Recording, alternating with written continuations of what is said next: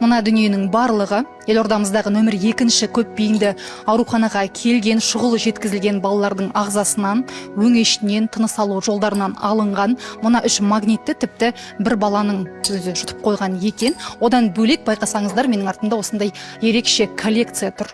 Бұл осында келген балалар жұтып қойған ең ерекше дүниелер. Мұның ішінде ине де бар, кілт те бар, осындай ұсақ әртүрлі өткір дүниелер бар.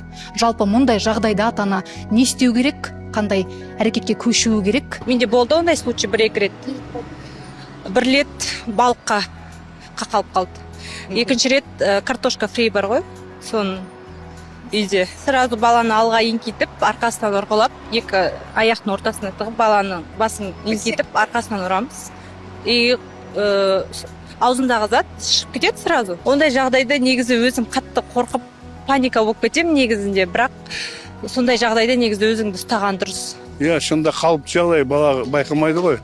Сәбидің аты сәби, ол сенің қолында соғылған ойыншықтың бір кішкентай сынығының өзін байқамай аузына салып шайнайды да, содан кейін арты үлкен жағдайға кездеседі. Енді жұтып қойған затына байланысты ғой, олай асқазанына тұрып қала ма? Сол жақта ол білмеймін, енді тексерту керек жұтып қойғаннан кейін. Печеньені жұтып қойған кезде осылай иығын тіземе қойдым да, арқасынан қаттырақ ұрған кезде шықты. Иә, мұндайда ата-ана алғашқы көмекке асығатыны заңдылық. Бірақ дұрыс әрекет жасамасаңыз, балаңыздың өміріне одан сайын қауіп төнуі мүмкін дейді дәрігер.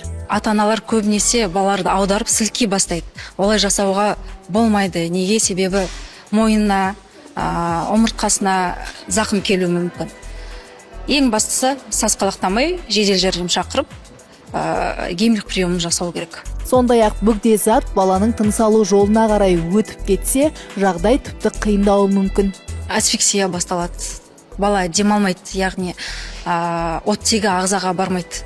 Демалмаса жүрек тоқтап қалуы мүмкін. Сондықтан да егер де бала жөтеліп жатса, тұншығып жатса, жылай алматса, сөйлей алмай жатса, кенеттен жедел жәрдем шақырып баланы дәрігерге көрсету керек. Мамандардың айтуынша, мұндай жағдай 3 жасқа дейінгі балалар арасында жиі болады екен. Өкінішке орай бұндай жағдайлар өте көп жиі кездеседі. Балалар алғашқы 3 жасына дейін дүниені тану үшін барлық нәрсені аузына дәм татып көруге тырысады. Ең қауіптісі енді қазіргі кезде батарейкалар болады. Оларды балалар жұтып қойған кейін кішкентай балаларды әке-шешесі байқамауы мүмкін.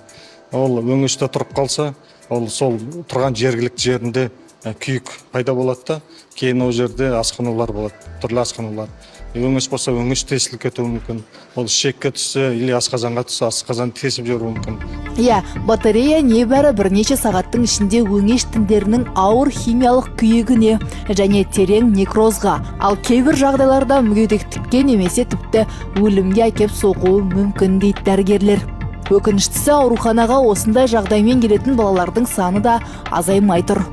Қазіргі кезде бізде Астана қаласында біздің 2-ші қалалық больницаға, емханаға күніне 5-10 бала алып келеді. Тыныс жолдарына немесе ішек жолдарына бөгде зат түсті деген жағдайлармен. Олардың арасында 2-3 бала жатқызамыз. Және шынымен бөгде зат шығатын. Баланың өміріне бірнеше секундтарда үлкен қауіп төнуі мүмкін. Сондықтан мұндай жағдайда өз бетіңізше әрекет етпей, дереу маман көмегіне жүгініңіз.